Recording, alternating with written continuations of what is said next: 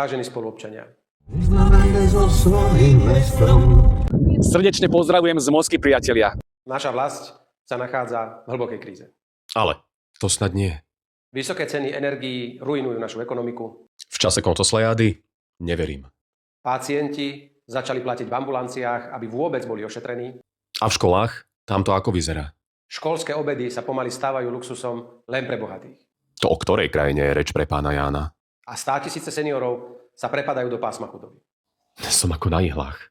Toto je Slovensko. Toto je Slovensko. Pracuje vôbec táto vláda pre ľudí? Vláda nepracuje pre ľudí. Či len pre vybranú skupinku? A žiaľ, ľudia chudobnejú. No a čo je teda výsledkom? Slovensko je už 4 roky aj v hlbokej politickej kríze. Tak ako von z toľkého marazmu? Potrebuje novú, kompetentnú a hlavne zodpovednú vládu. A to sa dá ako dosiahnuť?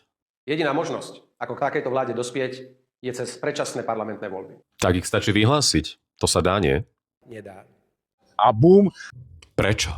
Veď ma poznáte. Ale snáď raz sa podarí. Všetkých spája jediné. Bažia pomoci. Čo už? Celý obežník už teraz nájdeš na Počúvať dobre.